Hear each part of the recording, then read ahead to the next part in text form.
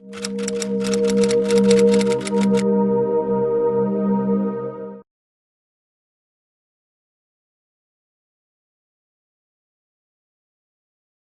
un tema interesantísimo porque con lo que nos estamos topando es con una transgresión. La mayoría de la gente cuando ve la película, la impresión que se queda es que hay una transgresión de lo que es el texto bíblico, de que no se parece la película al texto bíblico, de que si yo me siento a leer la historia de Noah, ya sea que la considere historia o mito o cuento o como sea, de cualquier manera la impresión que me queda es una y lo que van a ver en la película es otra. Me encantó un comentarito que salió por aquí, en esta crítica de la jornada. No es la jornada, digo, ya se sabe que tiene que ser antijudía, ¿no? Entonces dice, por ejemplo, dice, Aronofsky y su co-guionista Ari Hendel se han sentido en la libertad de rellenar el asunto con elementos inventados, como la presencia de unos transformers de piedra. Bien, eso fue una de las cosas que señalé en el artículo que escribí sobre esta película para Enlace. Si usted sale de la película pensando que Aronofsky se inventó quién sabe qué, de quién sabe dónde, entonces debo decirle que le hace falta leer mucho sobre lo que la tradición judía ha escrito sobre Noah. Lo que tenemos en el Génesis, en Bereshit, 3 capítulos, el relato del libro son 3 capítulos, 6, 7 y 8, más el 9, que es ya todo lo que Dios le dice a Noah después de bajar del arca. No es lo único que la tradición judía escribió sobre Noah. Tenemos otra fuente muy importante en la literatura apocalíptica, y aquí es donde empiezan los detalles interesantes. La literatura apocalíptica fue escrita por un movimiento disidente del judaísmo antiguo. Cuando se restaura el reino de Judea, a partir del año 539, que Ciro el Persa permite que se reconstruya Judea como nación, se establece un judaísmo marcadamente sacerdotal. Durante varios siglos, la conducción espiritual, bueno, hasta la destrucción del Beit HaMikdash, la conducción del pueblo judío va a estar a cargo de los Kohanim. No va a haber un liderazgo político definido en ese momento inicial. ¿Por qué? Porque los persas no lo permiten. Judea es un reino vasallo. Entonces, toda la conducción religiosa y política básicamente va a quedar en manos de los Kohanim. Esto solamente va a cambiar hasta después de la guerra macabea, pero estamos hablando de casi 400 años después. Entonces, estamos hablando de una época donde el judaísmo es bastante estable. En términos, digamos, políticos e institucionales, la situación es bastante tranquila, relativamente calmada, y sin embargo, sabemos que hubo una tendencia disidente, un grupo que consideraba que los Kohanim no estaban haciendo las cosas bien y que Dios tenía otros planes. Este grupo se fue radicalizando. Su última expresión, ya un vestigio más bien, porque esto es después de la guerra macabea, van a ser los qumranitas, quienes nos heredaron los rollos del Mar Muerto, y su gran aportación en este sentido a nuestra historia como cultura, como religión, como pueblo, es la literatura apocalíptica. Entonces, la literatura apocalíptica es verdaderamente fascinante en el sentido de que es una creatividad. ¿Por qué? Porque la literatura apocalíptica se expresa fundamentalmente en una literatura hermética. Entonces, es fascinante la creatividad con la que estos señores literalmente, ellos sí se inventaron, vaya usted a saber de dónde, una gran cantidad de explicaciones en torno al texto bíblico. Aquí el problema era este, y es importante para ver por qué sale una película como los babilonios describen básicamente casi todo nuestro patrimonio escritural. Todos los textos, lo que nosotros hubiéramos podido llamar Tanaj antes de la destrucción de Jerusalén, es distinto a lo que tenemos hoy. Lo que tenemos hoy es como Ezra, el escriba, y su generación reconstruyeron, literalmente reconstruyeron nuestro patrimonio de textos sagrados. En el mismo Tanaj encontramos referencias a libros que ya no existen. Por ejemplo, el libro de Yashar se escribe después uno en la Edad Media, pero el que anda circulando en internet y en varios lugares no es el original. Está el libro del profeta Natán, por ejemplo, así como hoy tenemos a Isaías, Jeremías. Antes teníamos el libro del profeta Natán, de ese ya no existe. Están las crónicas del rey Salomón. Son, por ejemplo, textos que menciona la propia Biblia, que ya no están. ¿Qué les pasó? Simple, llegaron los babilonios, barrieron y adiós. Perdimos muchísimo allí. Entonces, ¿qué hace Ezra y su generación? Tomar o sea, todos los fragmentos que se recuperaron, o la memoria todavía conservada, porque estamos hablando de que entre la destrucción y la reconstrucción pasan como 50 años, entonces todavía debía haber gente que recordaba bien o que había aprendido de sus padres bien toda esta cuestión tradicional, y Ezra es el gran reformador del judaísmo en ese momento, de volverle a dar un orden y a darle una estructura. Tal y como nosotros conocemos, entendemos la estructura del Tanaj, Torah, Nevi'im, Ketuvim, viene de allí, del siglo VI antes de la era cristiana. Entonces, uno de tantos relatos que va a ser reconstruido y reelaborado por Ezra es justamente el de Noaj. Entonces, ya desde ahí tenemos la situación de que no tenemos las versiones originales, ni siquiera en el texto bíblico. Tenemos la versión tal y como fue restaurada. Ahora, después de la destrucción de Babilonia viene la discusión. ¿Quién es el que va a encargarse de la restauración de la Biblia? No es cualquier cosa. ¿Quién va a reconstruir la Biblia? Entonces, obviamente nosotros somos, digamos, espiritual e ideológicamente, el judaísmo es descendiente de la reconstrucción que hizo Ezra, pero la apocalíptica, la literatura apocalíptica, es la evidencia de que hubo un grupo que en ese momento dijo, no, esa no es la reconstrucción correcta, no es Ezra quien lo tiene que hacer, lo vamos a hacer nosotros. Entonces hay que entender que la literatura apocalíptica es, digamos, el proyecto que al final de cuentas fracasó, el proyecto de hacer otra Biblia en la antigüedad. Entonces es un tema bien complejo, fascinante, ya otro día seguramente platicamos de esto, pero entonces hay que entender que a la par de la tradición bíblica que nos hereda Ezra y que hoy preserva el judaísmo rabínico, existió otra tradición que todo el tiempo estuvo en pugna contra la oficial, una disidencia de decir, no, la verdadera Biblia es esta, la correcta escritura es esta. Y estaban rechiflados, porque bueno, cuando viene la guerra macabea se da un problema igual. Antíoco Epífanes también le da en la torre a todo el patrimonio escritural judío de ese momento, pero ahí sí ya hubo una ventaja. La comunidad judía de Babilonia y la comunidad judía de Alejandría no se vieron afectadas. Entonces, gracias a ello, ahí sí no hubo que restaurar nada más mandar a pedir las copias, porque estas comunidades tenían los textos y ahí no hubo afectación. Los apocalípticos son otra vez los que van a salir con el chistoso punto de no, eso no es lo correcto. Lo correcto es que Dios se me acaba de aparecer anoche y me dio una revelación y ya me dijo cómo hay que restaurarlo todo. Eso fue lo que salió diciendo un líder esenio radical, no sabemos su nombre, en los rollos del Mar Muerto solamente se le identifica como el maestro de justicia, este fue su rollo, de ahí se genera la ruptura que de donde sale la secta de Qumran, que tiene esta idea de que todas las escrituras que manejan los saduceos, los fariseos, los helenistas están mal. Las únicas que están bien son las que nos revelamos aquí Dios en chiquito a nosotros y están aquí. Y bueno, y de ahí vienen los rollos del Mar Muerto. Entonces, número uno, hay que entender que los rollos del Mar Muerto y toda esta tradición apocalíptica son la divergencia, la disidencia ideológica del judaísmo antiguo. ¿De dónde se sacó Darren Aronofsky una gran cantidad de elementos para la película? De la literatura apocalíptica.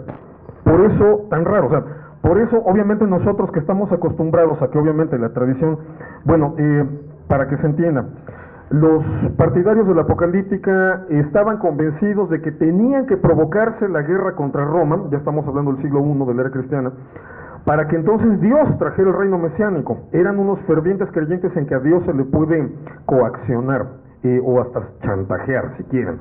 Entonces le apostaron, digamos, echaron toda la carne al asador, así en buen término hispanoamericano, le apostaron a eso y la perdieron. El judaísmo apocalíptico desaparece, se extingue por completo en la primera guerra contra Roma, entre el año 66 y el 73.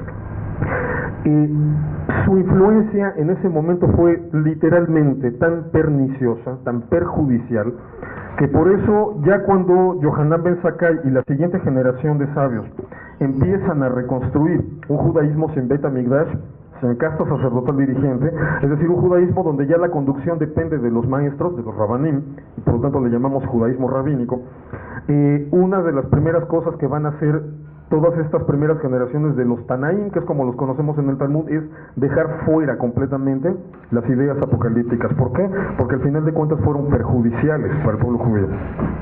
Entonces, la apocalíptica queda desterrada de nuestra tradición. Por ello es que en nuestras escuelas de Torah, en nuestros cursos, en el Talmud Torah, cuando se prepara uno para Bar Mitzvah, enseñamos Torah, pero no enseñamos el libro de Enoch, por ejemplo, que es uno de los libros clásicos de esta literatura apocalíptica, y que es de donde Darren Aronofsky saca mucha información. Todo este asunto de los vigilantes, los transformes de piedra, viene de allí, viene del libro de Enoch. Entonces, no, al final de cuentas no es que Darren Aronofsky y Ari Hendel se pusieran a inventarle, no, se documentaron bastante bien. Es cierto, el tratamiento es bastante libre, digo, los vigilantes, estos personajes extraños que aparecen en la película, son lindísimos, uno termina encantado con ellos, fascinado con ellos. En la literatura apocalíptica son algo distinto, son muy oscuros, son ángeles caídos. En el libro de Enoch básicamente se trata de los ángeles que les encantaron las mujeres y se vinieron aquí porque querían andar con las mujeres humanas. Pero bueno, los personajes, los nombres de los vigilantes, los rollos que se manejan, todo lo sacó Aronofsky del libro de Enoch. Entonces, el problema aquí con lo que chocamos es que con nuestro concepto de texto sagrado. ¿Por qué la película nos parece transgresora? Porque se sale de la historia de Noah tal como nos la han contado tradicionalmente, o se sale en el medio cristiano de cómo se ve la historia de Noé en los catecismos y etcétera. Y aquí el problema es este. Por ejemplo, la Torah dice, del diluvio bajaron, del arca bajaron 8 personas, o sea, Noah, Sem, Cam y Jafet, sus hijos, y las esposas respectivas. Pues sí, pero no dice realmente ni qué edades tenían, ni en qué condiciones iban, no da más detalles. En la película bajan esas 8 personas del arca, efectivamente, o sea, baja Noé, su esposa, Sem con su esposa, y las 2 niñas que se sobreentiende serán las que luego vendrán a ser las esposas de Jafet y de Ham. Es decir, hay una vuelta de tuerca donde nos cuentan la historia desde otra versión, y ahí es en donde, ¿qué hace uno? ¿Qué dice uno? Es que eso ya se pasó del límite. Bueno, entonces yo pregunto, ¿quién pone los límites? Estamos hablando de un texto milenario, que aparte después de la destrucción en Babilonia fue reconstruido, que aparte originalmente estuvo en palohebreo, digo porque el hebreo como tal, digamos que lo tenemos del siglo 8 antes de la era cristiana para acá. Lo que se habla antes, lingüísticamente se le llama paleohebreo. Se escribía con letras diferentes, era mucho más rudimentario en sus construcciones gramaticales. Y bueno, estamos hablando de un idioma que para cuando se regresa de Babilonia ya no se hablaba. Entonces, ese fue el gran problema que en ese momento tuvo Ezra. Decir, esto está a punto de perderse, no nada más porque los babilonios le dieron en la torre nuestro patrimonio, sino porque está en un idioma que ya no se habla y tenemos que preservarlo de alguna manera. 8 siglos después, ya en la era talmúdica, es el mismo problema que va a tener Onkelos. Después de la destrucción del Beit HaMikdash, es lo mismo. El pueblo judío en ese momento ya no habla el hebreo, ya no, desde entonces, desde antes incluso, ya no hablamos el hebreo como idioma coloquial, hablábamos el idioma circundante, en ese momento el arameo. Se parece, claro, como el español se puede parecer al francés, tiene muchas raíces en común, pero no es igual. Entonces, la diatriba de Onkelos es esa. Tenemos un gran patrimonio en riesgo porque nos destruyeron el templo, porque todo esto le dieron al traste los romanos, y aparte porque está en un idioma que por una parte no se habla, y por otra parte está escrito en el idioma tal como se hablaba hace 8 siglos. Y bueno, en 8 siglos los idiomas cambian, aunque se siguiera hablando, los idiomas cambian. Si no, agárrense un libro en español del siglo XIII y van a ver si le entienden en algo, ¿no? O en inglés del siglo XIII. En alemán del siglo XIII les diría, ni siquiera existe. Entonces, por eso Onkelos se ve la necesidad de traducirlo y ponerlo en arameo, el texto de la Torah en arameo, para que se siga entendiendo. Entonces, ha sido un esfuerzo tremendo a lo largo de la historia por parte del judaísmo rabínico de preservación del conocimiento por medio de todo este tipo de recursos. Ahora, es evidente que ya desde la antigüedad los judíos nos enfrentamos con el problema de que el texto bíblico es un texto muy extraño, y la prueba de ello son los llamados midrashim. Seguramente todos en algún momento habrán escuchado algún relato midrashico, que son, se toma un relato de la Torah y se le agrega algo, se le agregan los detalles que no vienen en la Torah. Por ejemplo, que cuando Abraham iba a sacrificar a Yitzhak ahí en el monte Moria, en ese momento Yitzhak tuvo la visión de cómo en el futuro el templo sería destruido 2 veces, y cómo después de esas 2 destrucciones su descendencia regresaría del exilio. Entonces, en el momento en que Abraham levantaba el cuchillo, dice el Midrash, Yitzhak estaba viendo los templos destruidos, y en el momento en que el ángel detuvo a Abraham para que no lo matara, en ese momento Yitzhak vio la restauración de Israel, las 2 restauraciones de Israel. Así es como funciona el Midrash: toma el relato bíblico y lo decora con algo, y con un objetivo evidentemente didáctico.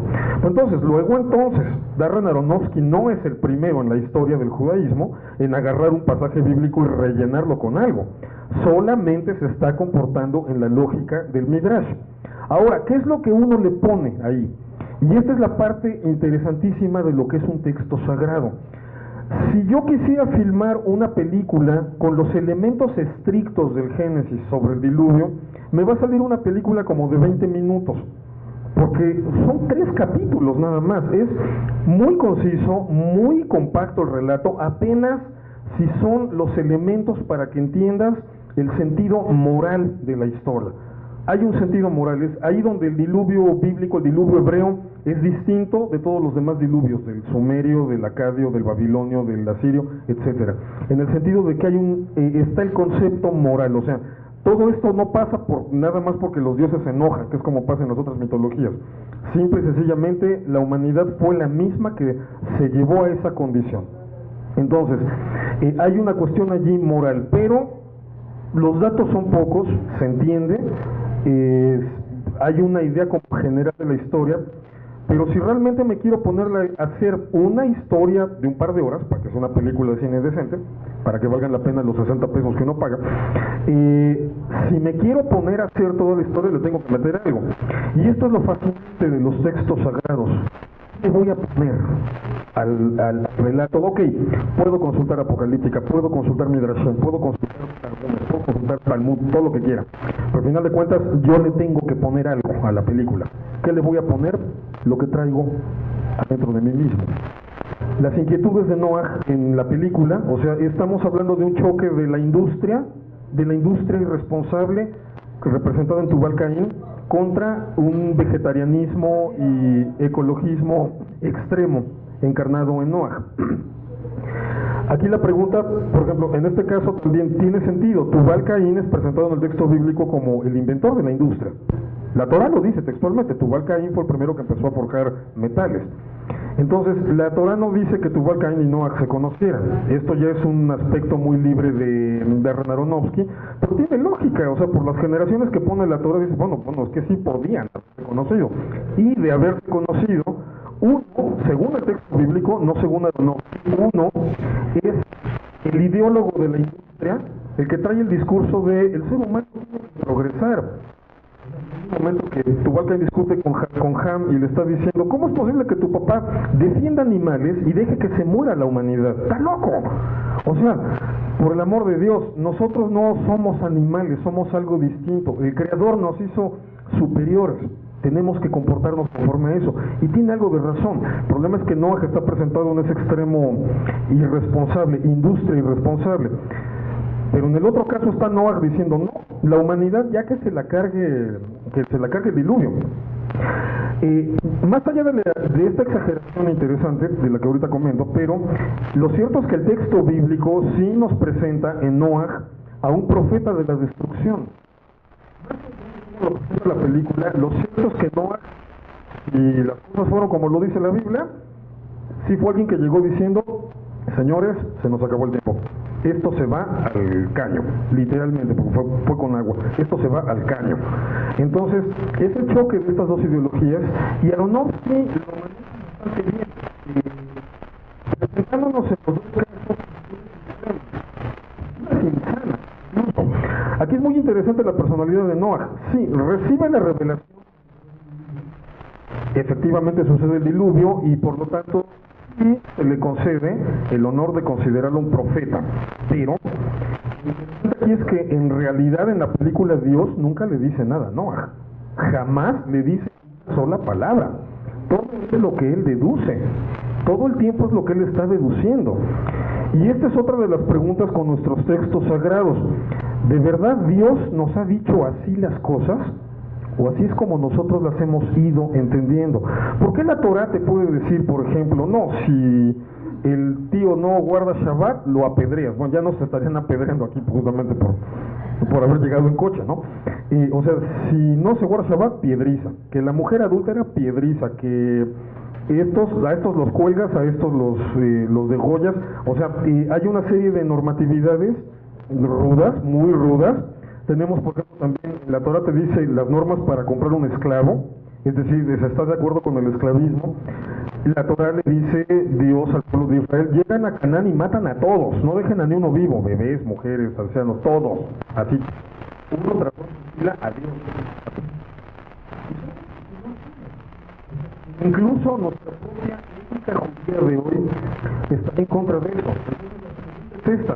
¿Sí nos lo dijo Dios? ¿O así lo fuimos entendiendo? Así lo entendimos en ese momento, cuando eso era formas normales de la sociedad. Por ejemplo, una cosa que me preguntan mucho luego en internet: ¿por qué Dios instituyó sacrificios de animales? Dios instituyó sacrificios de animales. Así era la religión en la antigüedad. Todas las religiones sacrificaban animales. Lo que nos dice Levítico es una nueva. No se trata de aplacar la ira de los dioses, se trata de manifestar tu arrepentimiento por tus errores. Lo que cambia es el significado del corbán, pero los corbanot, eso lo hacían todas las religiones. Entonces, esa es la bronca con los textos sagrados. Y bueno, y la Torah es el primer libro en literalmente. Entonces, pero me refiero, el sacrificio humano de animal no fue idea ni de Dios ni del pueblo de Israel. Era la forma normal en la que la religión se practicaba en aquellos tiempos. Entonces, ese es el gran problema del ser humano ante el texto sagrado. ¿Qué vas a hacer con el texto sagrado? ¿Quieres limitarte a lo que allí dice? Bueno, primera, el hebreo se escribe sin vocales. Así que limitarte a lo que allí dice ya es un problema por sí mismo. Es un idioma antiguo, que el paleohebreo, que la escritura cambió, que el texto luego fue destruido, reconstruido, etcétera, etcétera, etcétera. ¿Qué es lo que quieres hacer? ¿De verdad quieres asumir una postura fundamentalista y decir, es que el texto dice nada más y no te salgas de allí? Bien, yo creo que eso está bueno para anticuarios, para gente que cuida objetos viejos, para los que cuidan las momias de Guanajuato, ponía yo en el artículo. Preservar lo pasado y lo antiguo y lo viejo tal como es, está bien para eso, pero no para un texto sagrado. Un texto que se queda en eso no le sirve a nadie.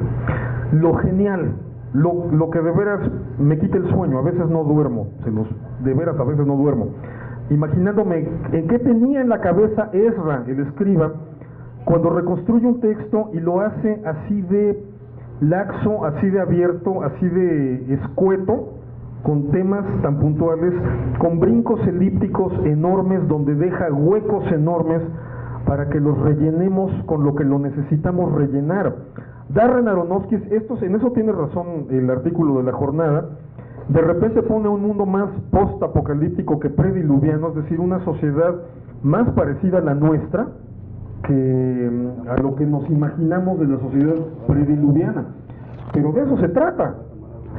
El texto sagrado es el reto a analizarnos a nosotros mismos. Por eso sigue vigente.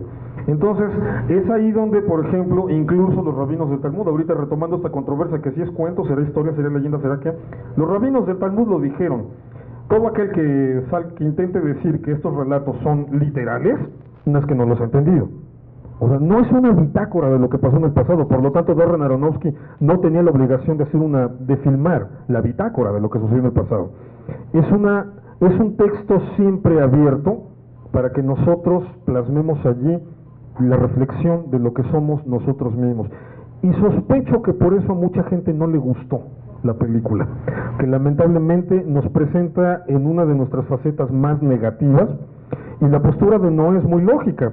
Decir, o sea, a ver, perdón, Dios me habló a mí, porque esto es lo que dice, no, ni modo, les voy a quemar el dato, pero es importante, por los que no lo han visto. Dios me habló a mí, y lo que yo entiendo es que la humanidad se tiene que acabar. Me escogió a mí porque sabía que yo iba a ser el único capaz de hacer el arca, guardar a los animales, y una vez terminado este asunto, dedicarme a cuidar que todo siga caminando bien, y conforme nos vayamos muriendo, la humanidad se acabó, punto. Y a ver, niégamelo, no está en el texto bíblico, no lo dice así, pero tampoco dice que no. Entonces, son reflexiones interesantes, un Noé hiperneurótico. Pues yo me pongo a pensar, si a nosotros nos tocara vivir una catástrofe similar, la desaparición de la especie humana, y solamente sobreviviéramos 8, es decir, 2/3 partes de aquí se tendrían que morir, solamente sobreviviéramos 8, díganme, ¿no sería justificable dedicarse un rato al alcohol, como el Noé de la película? Y eso sí está basado en el texto bíblico. ¿O no sería justificable una alta dosis de neurosis, de ver cómo todo lo que te rodea, todo lo que viste durante años y años, que sabes que fue así, simple y sencillamente ya se lo cargó la historia, ya no existe? Es decir, aquí la visión de un Noé así monolítico, que no cambia, que nada más está como loco haciendo el arca, sube a su gente, sube a los animales, se salva ya, Dios, gracias, empezamos de nuevo. Eso es inhumano. Eso es inhumano. Un ser humano de verdad, un ser humano con sentimientos como somos, no se puede quedar impávido ante toda la destrucción. Y eso es lo interesante de este Noé. Se puede estar en contra o a favor, pero eso es lo rico de este Noé. Es un Noé que reacciona como humano, a que Dios nunca le habla, un Noé que todo el tiempo tiene que estar deduciendo, interpretando. Igual que nosotros, sería muy fácil que Dios hablara y dijera, no pidas ese desayuno hoy porque te va a hacer daño. No, todo el tiempo tenemos que estar tomando las decisiones nosotros. Entonces, eso es lo sabroso de esta película, o sea, nos pone contra lo que somos nosotros mismos como sociedad, como individuos, y basándose en muchas fuentes de la literatura judía, no se la sacó de la manga. Entonces, si no la han visto, vayan a ver, se las recomiendo ampliamente. Si ya la vieron, denle una leída al libro de Enoc, capítulo 6 al 36, ese fragmento es el llamado libro de los vigilantes. Es una lectura limitada todavía, pero les va a ayudar a ver la película en otra perspectiva. Enoc, capítulo 6 al 36. Muchísimas gracias.